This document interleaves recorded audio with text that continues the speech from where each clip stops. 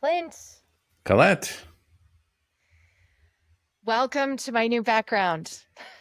what happened to like snapshotting the old one and I bringing just it? never got around to it, and you get a little distracted when you're moving, it turns out. What? I'm like Moving's literally easy. Just I rare go. I rarely run my life in such a kind of regimented way, but I literally have a Trello board for like I'm not we surprised at have a all. I know we have you a well. separate Trello board. We have a separate Trello board for the house that we bought that needs to be fixed up. But I also have a separate Trello board like running for my life, and it I think the last time I used it must have been like five 5 years ago or something because I can see all the old tickets on it, but I just like Oh, repurposed it interesting. to run my life for the next You three haven't been months. grooming your backlog? I I was like freaking out last night and I like couldn't sleep, so I was just like adding all the context to like the different Trello cards, the different things. Like it's living It's in my funny. I think brain. we think about that stuff similarly. Like that's letting go, right? Like I need to not Hmm. have it like in the back of Yeah, my head. it should not Like, be like an open tab either in my browser or in my brain, right? yeah, Too many open tabs in other places like bad. yeah, a sticky on the wall, a Trello ticket. Like I have a personal Trello too that I have used for several years, and like occasionally there'll be months where I let it go because Yeah. there's just too much, and it's probably similar at work. Honestly, like sometimes you abandon Jira, Hmm. but it I've found it to be a pretty soothing thing to move things into the done column. It's like dopamine. Oh, I did something Yeah. amazing. No. I feel for your stress levels.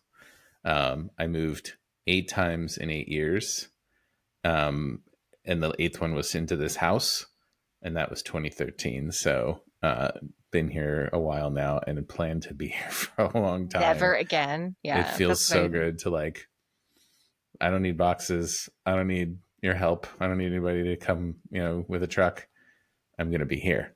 So, my yeah. condolences to your stress levels. We're gonna be spending probably 6 months in flux, is my guess, while we redo the house that we bought.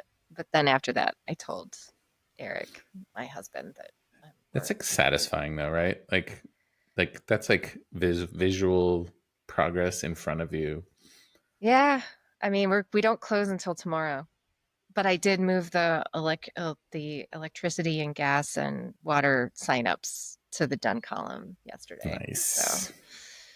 It's a good um, feeling. it really is. It is. And I mean, I'm so excited to be in Ann Arbor and in Michigan and near my family. And like, I think that's pretty good. So it's going to be a really fun summer because of that, I think. So, how are you doing?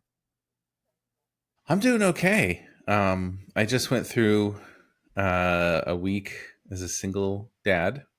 Um, Susanna went on her every once in a while. She goes on a trip with her friends and leaves me behind with the children. And it gets easier and easier because the children are older now, and like they don't take care of themselves entirely, but like they're 15, 13, and 9 now. So like mostly it was just shuttling them around to their activities, which is not nothing. But That's still a and it's lot. summer, so Yeah. like they're also need like a little bit of attention during the day. Like they want food, weird, I know, and stuff. But like I'm Teenagers, like this man. is like me building their resilience because they'll be like I'm hungry, and I'll be like there's food, like go, like don't use the knives or the oven. Right? Nothing that will catch on fire. Do you But put out like a sandwich bar at the beginning of the day, like so they can no, graze or anything? no, that's not going to build their resilience. It's too easy. I do make sure because they are children and they can't find anything Yeah. that like the thing I want them to eat is in the front of the refrigerator Mm. and front of the bread box, and I know where they look, and like the sugary cereal is hidden because that's all they'll eat. They'll just eat cereal all day. But I would too. But cereal is like so good and so bad for me. So, and actually, I'm wearing a shirt that she brought back to me from Prague. Aw, My wife is Czech, and so it's very nice. It's kind of cool. It's like a Czech stamp for those who are just listening. nice. She loves me. So yeah, I'm feeling pretty good because she's back, and I haven't had to take anybody anywhere for the last 2 days, and I got to play hockey last night, and it's great. Suddenly life is easier. Who So would have thought? and we appreciate each other so much more. Yes.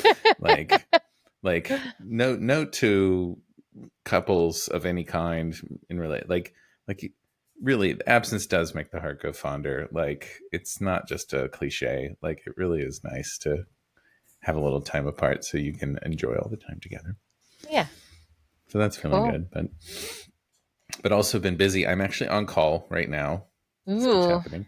Well, if And we take, it's if funny, there's right a, before this, I asked somebody, like, hey, don't deploy that change and for the next hour. for an hour, Like, I just needed hours to record the podcast. I'm like, I think that change looks good. I approved it, but like, could you just like, there's a company, there's a company call to go attend. Do that. So you're going against your code freeze It's a belief. code slash. Code slash for an hour. I did. I just made the code freeze for an hour for personal reasons. It's a terrible reason, but it's okay. There I can actually see there are like 6 in the queue to go, so they weren't going to get that train down anyway. Anyways, yeah, cool. It's been because of moving, we've had an extra week off, I think. But we did during that week get a really good question in the Resilience and Software Foundation Slack, and so I thought we could talk about that because there's some other good questions in our email too. For those people who have sent us email questions, I will get to them. Keep them coming. We need them. Yes, please submit questions to the forum. Send us an email. We need more questions, but also if you're in RISF, the Resilience and Software Foundation, you can send us questions in Slack. You can just add us. Hanging out there, which is what somebody did. Somebody added us. Somebody who is awesome added us. They said a question I would like to submit would be, how do you personally define the ROI of reliability / resilience, we assume, work in your organization? Um, yeah, and why? Uh, I find what we all love SRE and what needs to be done to improve reliability. At the end of the day, there are only so many hours and people. It becomes a priority battle. Love to hear how people have surfaced the ROI of reliability features so it can help us better capture the requirement and frame the story when we pitch to get them prioritized. A bunch of people then said, yes, talk about this on your podcast. And we said, well, fuck. Guess we got it now. Yeah. Yeah. I'm actually glad it's in the morning. I feel like I'm in a better headspace now than I would be after. Like, usually we kind of record after work. Usually we record after work, yeah. not during lunch hour. So this is like,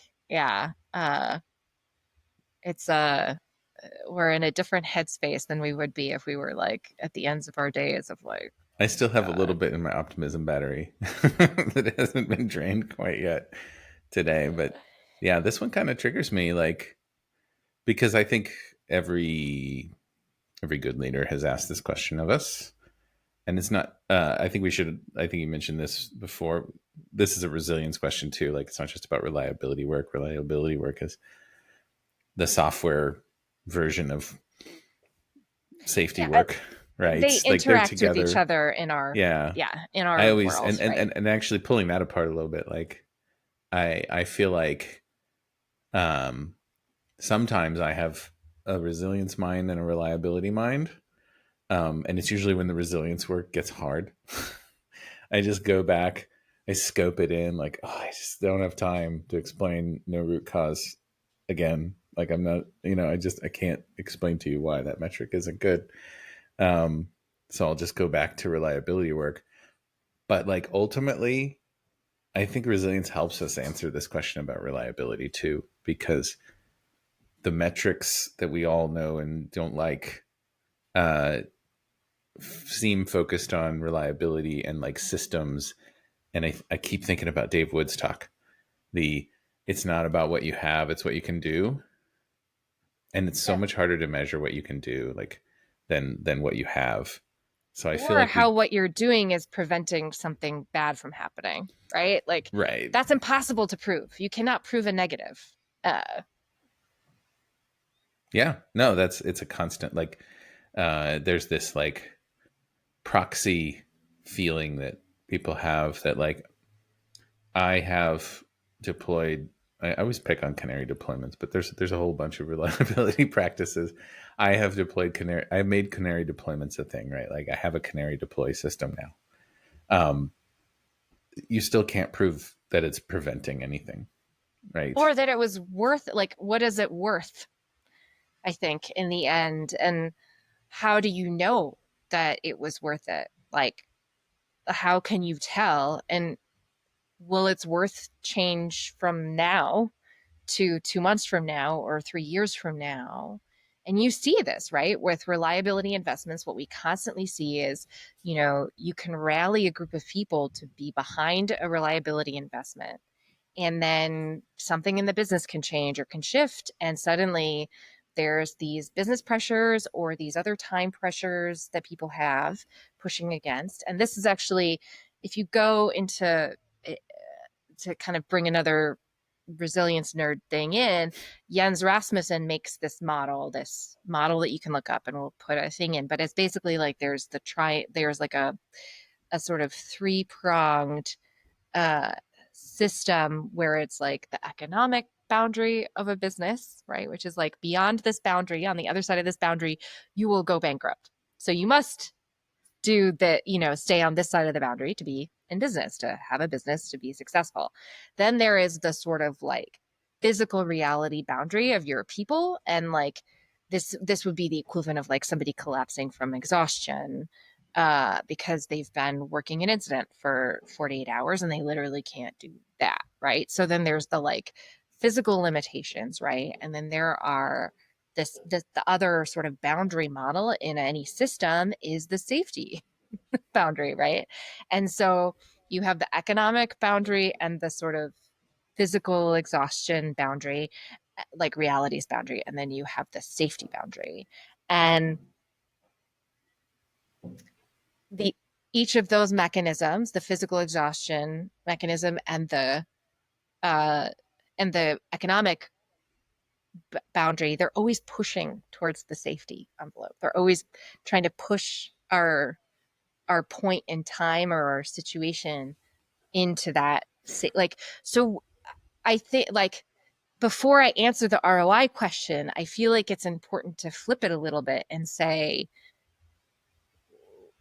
we are often dancing at the edge of that safety boundary, and we don't always know where we are in it, right? We We know really when we have can't ever, right? full, right. We know, we kind of know when we're across it, like, and we have an incident, right? But when we're on the other side of the line, we don't always know what our relationship to the line is. And um, Even when we're Rich, across it, we don't necessarily know how sometimes far we over the don't. line we Yeah. I are. mean, I think that's also unique in computers, right? If you've crossed it in healthcare, probably somebody's dying in front of you, and that's a little more obvious. But like, you know, we don't always know where we are at. And but but I think like, and Richard Cook also does a great explanation of this boundary model in his there's a talk that he did, and I think that's probably more accessible than reading the Rasmussen paper, but I'll post both in the notes for everybody. I like when you start to think about things in that model, which is like it's constantly shifting, and that economic pressure is always going to be there, right? I don't think we will always have an accountant telling us, a CFO telling us, whoever telling us, and they may be, exaggerating, but they also might be right. Like we're about to go to business, guys, or we need to have, if we don't get these 5 features out, we're gonna fail as a business. We won't meet our targets for, and I mean, that's always going to be the case. Um, there's always going to be that pressure, and so how then do we talk about, is the ROI being worth it? Is it according to whom? The CFO, the economic pressure, the customer that wants the thing yesterday that can't have it, right? Because the team's saying, hey, we've got this technical debt, and if we don't address it, we're going to cross that safety. Like what they're saying is we're either going to cross that safety line or we're going to cross the exhaustion line, where we're just constantly working, battling to keep this thing stable or working, or we might have to work 5 times longer on our features to build them because of the situation that we're in, right? That's also a thing that's maybe not related to reliability work per se, but often can be, right? I find that like when you walk into a situation where people feel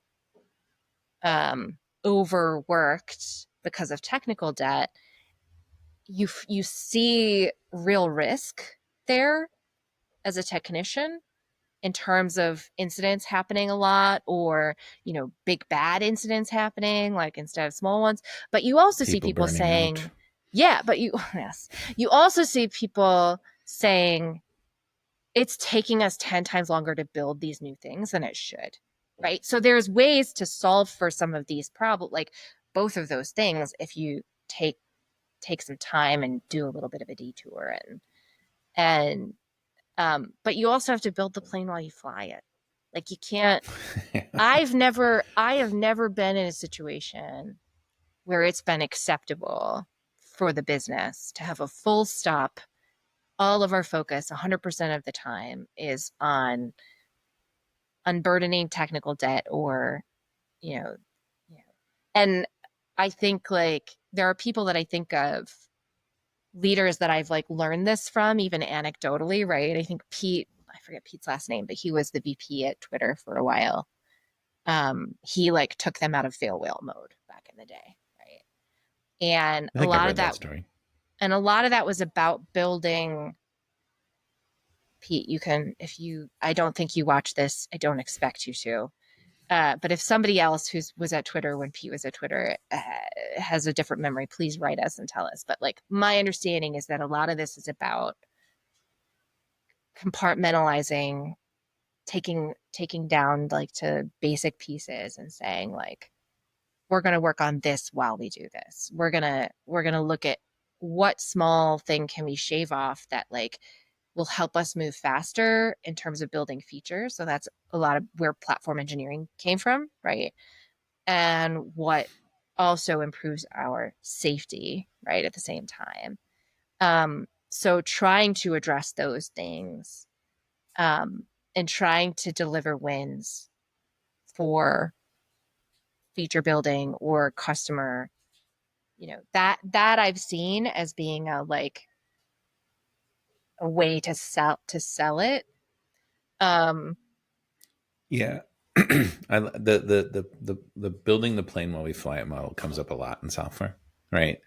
And I think it's kind of interesting, because aviation safety is such a big source of resilience and from like we've learned a lot. And I think same with medical, right? Like the consequences are so big there that they have invested more in understanding their position in this. But one of the things I always think about is, like you said, like we build the plane while we fly it because it has to keep moving. We have to keep getting the value out of it. But like what's weird about that is I feel like the reliability and resilience work is like making sure there's a landing gear, right? And it does still land, right? Like it does land and pick up people and drop people off or cargo or whatever it's doing, right? Like that is the deployments and the change shipping. And like a lot of times you're like, hey boss, like that last landing was pretty rough, right? like like people are kind of afraid to get back on the plane. like like a few people left, like they're not even going to go to their mm, destination. We could invest in better landing gears, mhm, and that's the reliability work. But then also like, hey, we could do a little pilot training too, mhm, and maybe we should like work with the air traffic controllers and we could make this more orderly, which probably was what the early days of aviation was like, mhm, right? It was rough landings, and people were terrified to fly. I remember there's a scene from The Aviator where Howard Hughes is explaining why they need to get up higher, right, in the air. And he's like, it's bumpy as shit, like at 5,000 feet, right? Like, we're kind of in software, we're kind of still flying at 5,000 feet a lot of times. But the folks that have good reliability have taken that holistic view. Mm-hmm. And it is so much harder to sell that It when is. the thing in front of you is just like plane's too slow. like oh, we gotta get the plane there Or we're faster. not high enough, or Yeah. we're not fast enough. Yeah, Or we need like more it's cargo like, space, right? Like all those yeah, features that the business says they want, that the accountants are like, you need that, yeah. right? The accountants don't come to you and say you need softer landings. Well, but sometimes they do. And this is the I've always said that there needs to be a sufficient amount of pain. Like I do think, It's like, true. so there's culture, right? And you you hear stories about the culture of operations at different companies, and that culture means it's just a thing we do. It's not necessarily a thing that we write down, that we enforce by a process, that we there might be some processes that are artifacts of that culture, right? That we just do, but there are things we just do, and nobody asks us about the ROI for them. Nobody asks us about there are things that we do because they matter, because it's a cultural value that we hold, right? So there's that. And then there is, holy shit, everything is broken. Our customers are complaining. Um, we might have revenue on the line here.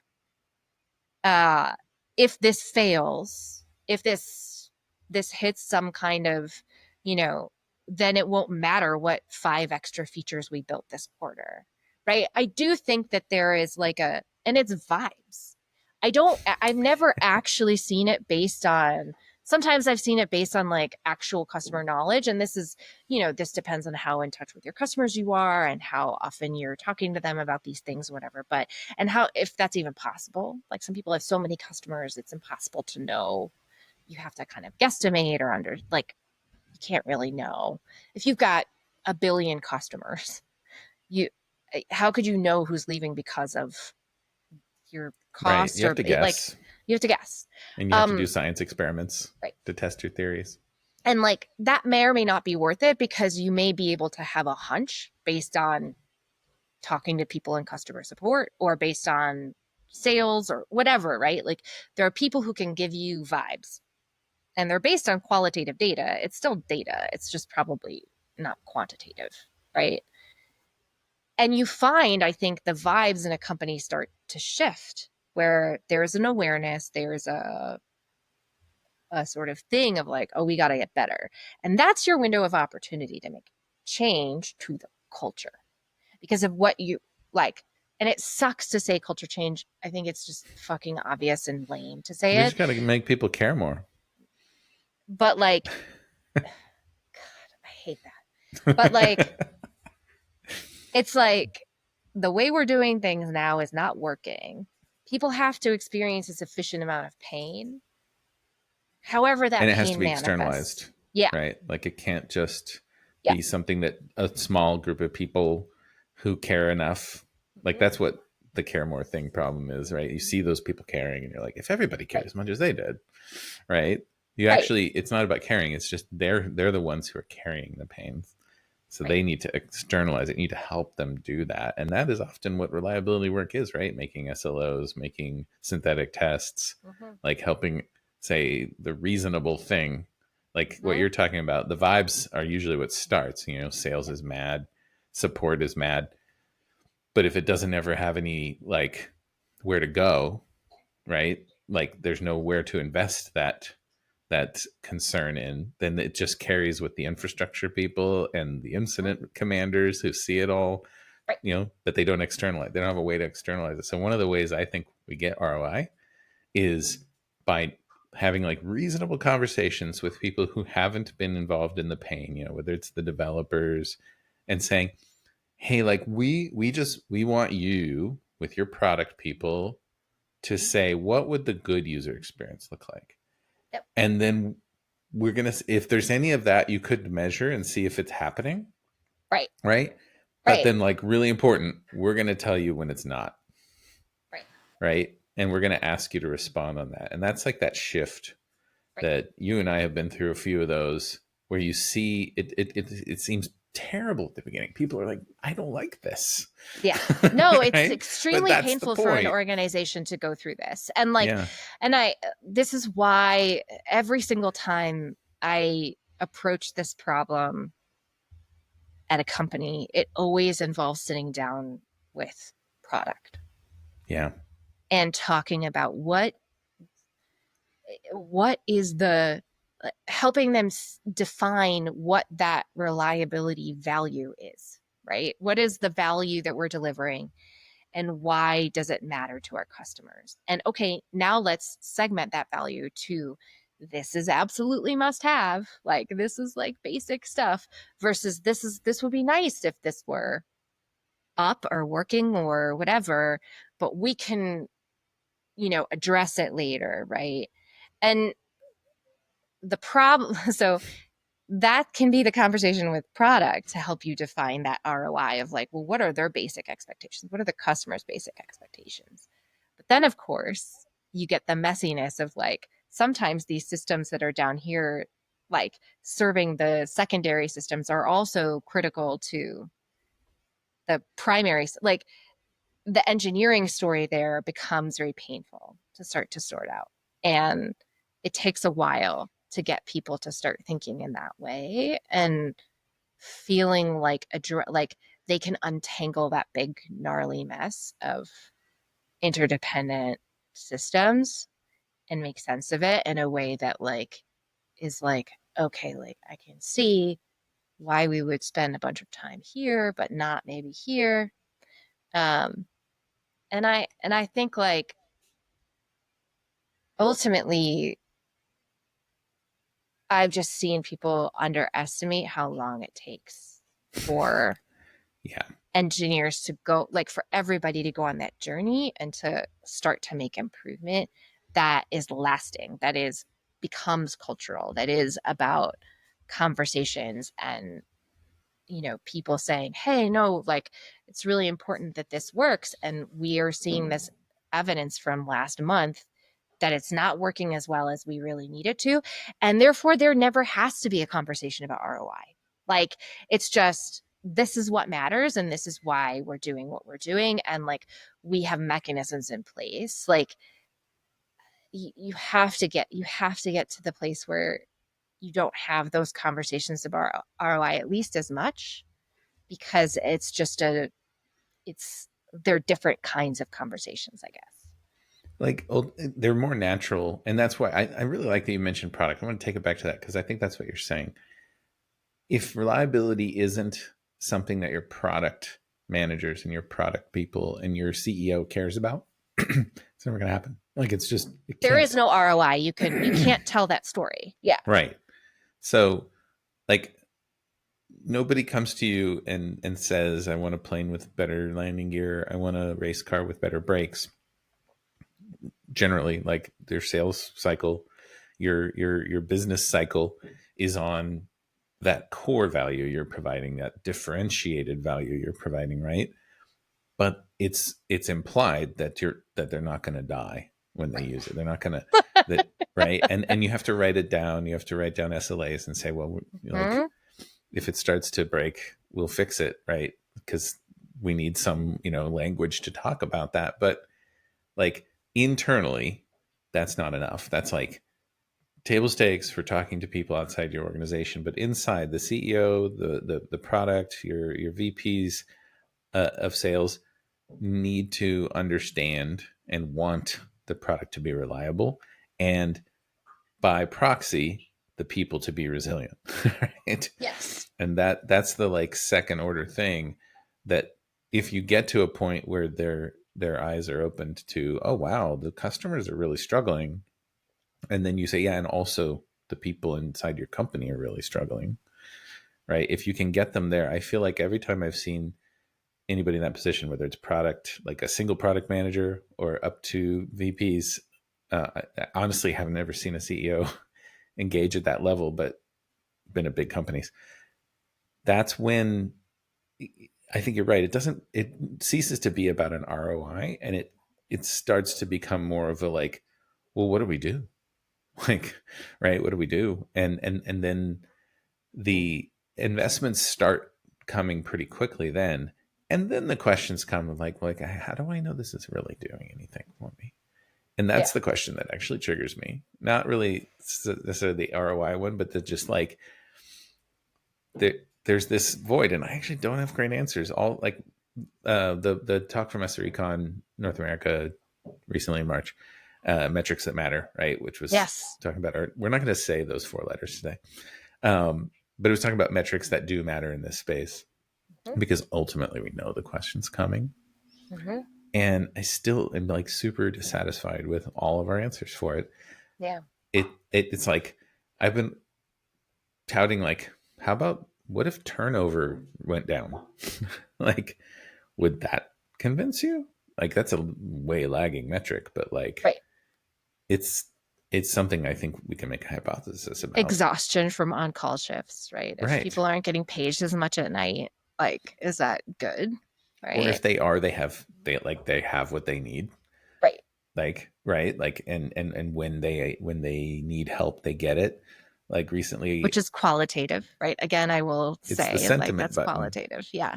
It comes back always to Yeah. Fred's sentiment button, Yeah. from Honeycomb. Like I want it so bad. I just want like every computer in my org to have the 5 little buttons, the sad face to the happy face What are the spectrum. vibes today? What are the Yeah, and vibes this week? Yeah. just ask me to push it, right? Yeah. Yeah. Push Right? it every Like, week at the end of your on-call shift. but I Boom. don't know if our leaders want to see that everybody's on the one just to the right of the really mad face. Well, but You know, so I would argue that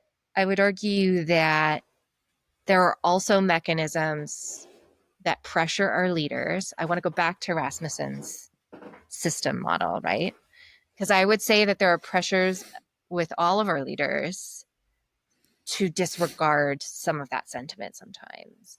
And some of that is because resilience is not broadly known, right? And so understanding that the core sentiment of your on-call engineers is the engine by which you survive, right? You and I know this, right? But I don't know that that's broadly understood as like this is how you don't go over the economic barrier, right? We know that. But I do think like they have other economic pressures that are more pressing that allow them to look at sentiment as just a tiny piece and maybe not even that important because frankly, you can hire, right? If you're this is why things have been getting a little fashy in tech lately. There were more fashion. people. There are more people than you know than there are jobs right now. It wasn't always like that, but there's plenty of people who could say, "Well, I could just hire other people," and Yeah, I you don't like know, it? right, There's the door. and I know that. So, as somebody who has had to hire people, a lot of people, at different points in my career, I understand that like what that actually means, right? Which is yes, I can hire more people. And yes, not everything is fungible, but frankly, you can hire more people to help you achieve something and replace you do always constantly have to replace people in your org for whatever reason, right? What I also understand though is that in any kind of shift, if you have enough brain drain fast enough in any organization. That is extremely dangerous for the next probably year and change of your overall reliability. And I don't know, there's never been a scientific study on that, but I'd be willing to put I money on wonder if that. there has been. I think it needs to happen, and I would love to participate in something like that. Um, how would you do it, right? Like one of the problems we always have with these studies is they tend to be very like org centric, like here this org, that org. But what you kind of really want to know is like the journey of the people and the expertise, right? Because the people who join also bring new expertise, and it takes time to like align, and that period is what you're describing. That like some key person has left or people have left and you've backfilled, and there's this like, this goes back to like the run books conversation. There's Right. Did this they write really good run books base before they level, left? right? And maybe that's a return on investment. Hmm. You should expect, like, everybody moves on in their careers. I mean, not Hmm. everybody. Some people do stay at one place, but the norm is there's arcs, and Yeah. promotion cycles are what they are. They happen across boundaries of companies, and so there is this return that is, I think, is very hard to measure, but it is a thing where if you have asked people to make system diagrams and write run books and write incident reports and do the work that doesn't seem like, what's the real value of this? Like, we do Yeah. these incident deep dives, and sometimes I get these, what the real value, and then someone joins my team and I hand them four, just like chef's kiss, this is what's happened over the last 2 years. These are some incidents we dove into. They come back with like better questions, right? Hmm. They're not asking base level, like, where's the database. They're like, why do we use the database like that? Right?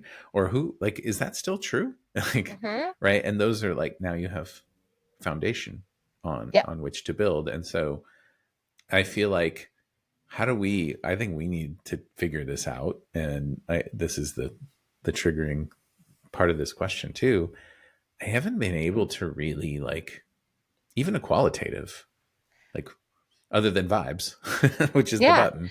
I What way do we say, no, no, no, this work is really going to matter. We can't tell you when. We're just going to be better prepared. Like, where's I the think I think some where's people the would boom? argue that we don't need to figure it out. I don't know that I agree with them, but Fair. I know some of them. And they are people who say, "What's the ROI on code review? How do we measure that? How many people still do it at companies across the planet?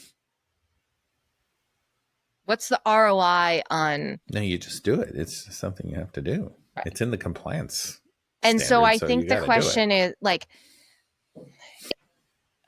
is the question, how do we calculate the ROI? Or is the question, how do we make it so that we don't have to talk about ROI anymore? So that it's part of our culture, so that it's a thing that we do. And Well, it's simple. AI will bring on an abundance mindset. Sorry, no, like, that's my snarky way of saying, like, until there is an abundance mindset in companies, because Rasmussen's model is a very much a scarcity mindset, and it's not wrong. Like, scarcity and abundance are matters of perspective often, but, like, there is this pressure on our leader, and on the leader of the whatever interaction you're having around resilience and reliability, where you've asked for more, they have more, but they also need to give more to the financial boundary, right? The financial boundary says, I'm not going to move for you, right? So why do you get that? Because these other people want more too. R&D wants more. Like, everybody wants more. And that's where the ROI conversation comes from, right? And so, but there is, like, I think your point is, there is a base level of, I hate the term best practice, but, like, there's stuff that has been established. Code review isn't the only one. That is just, like, we got to do that. Like, we have to configure our editors, and we have to pick programming languages, and we have to choose databases. And what's the ROI of choosing MySQL over Postgres? Like, no one ever goes back and looks and sees, like, well, that choice, right? But that takes time and investment, and we have people write RFCs and designs, right? And what I think often happens, let's go back to the product people, is that stuff all just gets hung off of the success of a project, yep. whether it's right or not. Like, well, we shipped 4 projects and they made us money, so that investment was worth it. But Yeah, it's all hindsight. And it's all I hindsight. and it's still vibes. Like, often I've actually never seen where they go back. I mean, this is probably a categorically like damnation of technical leadership, myself included, right? I've never gone back and said, let's like even back of the napkin how much time our engineers spent on this and reflect on whether it was worth it. Like I may have done that a few times just like in my head as a practice, right? Out To of try to be a bitterness self-reflective person, or but I've never niceness. done Yeah. it organizationally. I've never had somebody like pull me into a room and be like, okay, like we're going to retro this project and say, and uh, is that because we're all moving so fast? And should we do that? Yeah, maybe we should. I'm not saying we shouldn't. I'm just saying like I don't think that happens. And so when somebody's asking for ROI, I don't know. Like it's like, what are they really asking for? Are they asking for you to explain the pain that you're trying to solve to them because they don't see it? Are they asking for you to come up with a spreadsheet that has a bunch of numbers in it about what you're not going to ship um, versus what because you're going to be spending time on something else? Um, it's a little bit hard to know, right? But I think I would argue that I think the end goal is that for at least some of these things is that they become things like code review that we just do. And why is code review done? Like what's the history of that? I would love a paper on that. I would love to for somebody to do that sort of historic But it examination. feels bad not to do it. Like it feels like I haven't actually been at a shop in years, many, many years, where there's not some form of two sets of eyes have looked at this, right? Yeah. And but there's no discussion of like why. Which And is it's a very expensive thing, it right? That we is. do. It is. It slows And everything down. and I think we have ideas about why we do it. Um, I think plenty of people have different ideas about why we do it, and I'm not going to argue about whether it's worth it or not. I don't actually don't think that's the right conversation to have about the ROI of code.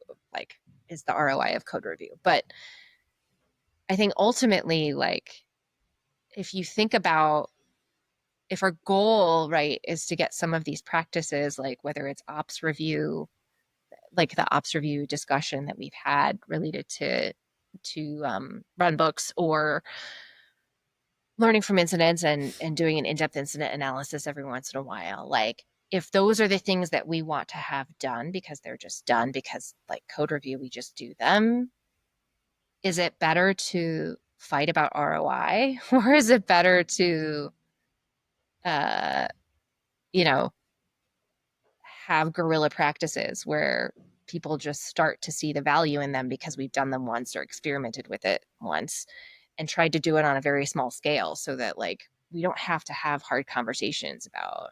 And I find, I mean, look, there are videos of me on a panel with somebody saying, "Oh, we don't have time to do in-depth incident reviews. I've got 10 engineers on a team or whatever, and we've got way too much shit, and I can't do an in-depth incident." And I'm quoted as saying, like, you can't do one a month, like just one, just try it, you know. And there are a ton of different ways to answer that question. I get why people are resistant. It is a lot of time. It is a huge investment. Uh, but if I told you, which I don't know this, right? But if you could know the future and say, oh, we did these 3 in-depth incident reviews, and therefore these 5 incidents didn't happen 6 months later, would you say they were worth it then? Like, I don't, what's Right. the, Yeah. like, Yeah. what Like kind of in a imaginary multiverse, thing? Right. like at the split, a probability, Right. like there's one universe where we didn't do that investment and this happened. Like, yeah, like I think actually that's kind of what like the pre-mortem process is kind of trying to do is like, let's imagine a universe where we don't do this or where we fail Mm-hmm. at it or this risk, all the risks, go red. Like it is kind of us trying to guess. Mm-hmm. And that's possible in like a narrow scope of a project or a small change or a team, right? We do those things. But like one of the hard things with resilience is that like you don't foresee that day The one when the that's going to bite thing you. you didn't know existed, that you didn't know everything flows through, stops, doesn't work, breaks, and the person who built it has been gone for 3 years, and it's just what we're trying to get people to step back from is that myopic problem management focus of like, well, we have to factor that thing out. And you're like, maybe, yeah, like, yes, but like first, right? First, let's just step back and go, there's a whole class of problems like this, right? And like making strategic decisions without looking at it from a little bit stepped back, larger view, focused on not just this one little thing that caught fire, but all the things that were happening that made it not catch fire for 3 years, right? Like we're saying that feels like there's a return there, even if I can't measure it for you. Mhm. I can tell you that you will know more about those things, and your people will be better prepared for it. And I mean, we've heard our friends at Adaptive Capacity Labs make this argument, and I think have mixed success at it. Yeah. And I don't know if there's a better thing you can do than get somebody to just go, yeah, that sounds useful to me. Like I want more of that. And when you get somebody who's in charge of the investments and reliability and resilience to make that call, things tend to get better, but measuring it is still really hard. Yeah. And look, there's a whole section of like this safety science world. It's called HRO, or high reliability organizations. That historically was just sort of came out of this idea. So like Charles Perrow says, catastrophes are going to happen with complex coupled systems. It's inevitable, normal accident theory. And out of that came this sort of reaction set of scientists who call themselves high HRO, or high reliability organizational people. And they went and studied like aircraft carriers and places where these catastrophic things didn't happen, even though they probably should have, right? Like, Yeah. so let's study what is it about the organizations? Like, what is it that they're doing? And they became, I think it was very popular. It's sort of, I don't know, I would call it their legacy is slightly more mixed now, but I do think there is this sense, and this is probably the unscientific version of this is like people trying to cargo cult everything that like AWS does, or right, Right. like, Yeah. but it's like this is much more a sociological study of all of the systems and the ways that they work in these places, right? And to better understand what makes them successful. And I guess my parting comment is like, I guarantee you that in the highly reliable organizations of software safety land, nobody's fucking talking about ROI in terms of when they make reliability investments. Yep. They're probably talking about risk, right? Yeah. I think when we get into a space where we stop trying to like micromanage the safety, which I think is part of it, and we instead step back and go, it's just a thing. It's an ever present aspect that is very hard to reason about. And what if we just focus on the things we know we can do, right? Like you want to do something about it. Here is a list of practices that we know how to do, that we can roll out, right? We can do incident reviews, we can do ops reviews, we can train people, we can do game days, like all those things that we know will it help with the resilience, but we can't point to like the thing that they do. I do think I would suspect that the HROs, I haven't read the paper or anything, but I would There are many suspect that that's how it papers. works there. Like, That yeah. they've just accepted safety is just too important, and we're not going to quibble. We're Mhm. going to do what we can, and we're going to have qualitative conversations about whether or not it's adding any value. I'm sure like there were some things that were done Spoiler alert, on one of the big things in HROs is that every single operator person on the front lines is empowered to take action and essentially like stop the assembly line, as it were, whatever that version of that the thing old is, right? They talk about a mechanic who Toyota total stops the quality launch, management, right? Yeah. stop the line. Yeah. Yeah. No, it makes Um, sense. so there's a lot of empowerment, right, at the lowest levels of the organizations. That's very much a like characteristic that gets called out. There are more too. I'll try to post some papers for Yeah, if you can get the link, everyone. because I actually haven't read that. And I do think that's what we're talking about, and that's why folks are asking about reliability, ROI, Mm. because we do see people having success, and you wonder how they got that done. Well, and I think the other thing with the software world, right, is like who maybe your leaders are making a calculated decision that they don't need to be our software version of an HRO. Yeah, And I think that this goes back to the business conversation with the product manager. Like, what do you really need?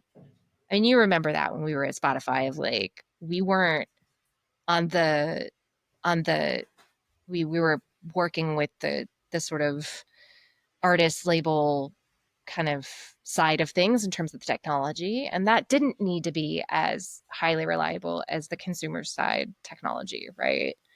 um and I also think that that shifts over time. I mean, we had a situation where we were talking about somebody at one point had made a decision that uh the images on Spotify, consumer client didn't need to be as like reliable or backed up or like available as the music streaming, right? That someone made a decision that it qualitatively just wasn't as important to worry about that. And I think, we saw an incident when we were there where we started to question that, right? Where we brought up like maybe that call was made then and it was the right call then, but now we need to make more investment. Or the question was posed like, do we need to make more investment in the images because we are a content app after all, and images are important to our user base and whatever, right? So well, and they were important to the artists, and that was actually, I remember that conversation. And what you're pointing out is that we engineers often are like doing that user empathy, mhm. right? And we know it's not just that it's not our job, we're not good at it. like, like we don't want to be doing that work. We didn't take an IC role or even an engineering manager role to empathize with the users totally. We do empathize with them, Mhm. but we want folks who are like super plugged into whatever our business path is to be doing that work, and maybe even talking to them and thinking about the various parties, including like in the Spotify one is really interesting because the artists are the suppliers, right? And so keeping them actually happy with the platform is just as important as keeping the consumers, but like it takes a different Right, set but their of usage patterns in are different, and therefore it like me like, yeah, right? and So their version of good is different right, than the users, right? right. Like they're artists, right? Like they have Mhm. like they part of the platform is you presenting their work. And we're pointing out in Spotify as like there were stakeholders that weren't in the conversations all the time, and Yeah, the product people had to be the ones to bring them in. to do that. And I And think and that's a big and part they of have the to reliability world that continuously doesn't do it. happen. Yeah, Oh, they sorry, have to what? they have to continuously do it. So it's not enough to Yes. just do it once and then be like, "Cool, we're done having that conversation." It's a constantly shifting. Your ROI or the value of investment in something will shift as your systems shift and as your users shift and use the product differently. And like John Allspaw likes to say, you are having incidents because you are successful. Yeah. And and as your business shifts, as your user base shifts, as things shift with the economics and the engine behind your growth, the ROI of investment on reliability and where you need to put that investment, even if it's something you intuit as a group together, which ultimately it is, right? That is going to shift as well. And so you need to not just have one conversation about it, you need to have systems in place, dare I say, culture in place that allows those conversations to happen over Yeah. So I think our answer to our dear reader is time. Good ask your luck. product manager. Is that it? And good luck. Yeah. Is that our answer? I mean, it's a big part of mine always, and always has been, is that if product's not in the conversation, it's just going to be a really like low level, meaningless to anyone outside of our own little wonky Agreed. infrastructure people. And the moment you get product to talk about the experience of whoever cares about what you make and ship and run and operate, um, I feel like that gives them ammunition to go get you the investment Yeah. and say, you know what, You get this thing is unblocked. broken. Like, give them more computers, more people, more space. Slow down, whatever the investment that you need is. Like, that's to me like the return comes in product managers noting that the people who pay us want to pay us more. Yeah. And after that, you will unlock a whole other set of pain and problems. And good luck with that. We wish you Yes, well. yes. Uh, and The quality of your you problems will increase. should send us more questions at thisisfinepod.com. And or you can email us. I think our email address is somewhere. I don't know where. It's something. And I think we might have a new episode with guests and then another after the episode chat coming up soon to preview it. We're going to talk about loaned universities The chat and was then so much fun, by factors. the way. Like, it Oh, was really yeah. We cool had to so like much fun with revisit. Andrew Hatch. Yeah. Yeah, and just have that interactive space. Yeah. Like, Yeah. it felt also like we got to kind of like maybe patch up some of the holes in in the episode Yeah. for folks, like with a little smaller group, in context and time. So Yeah. I'm actually looking forward to those. They're basically Yay. our incident retros Yeah. with the Our community. podcast retros. Yeah, Yeah. podcast So retro. the next one will be we're going to do a panel with Lund attendees, and Clint's going to grill us with questions, and then we'll do an open AMA with them for the Resilience Software Foundation again. So that's what's coming up in the next month or so. Yeah, thanks everybody. We'll talk to you soon. Thanks, Colette. Bye.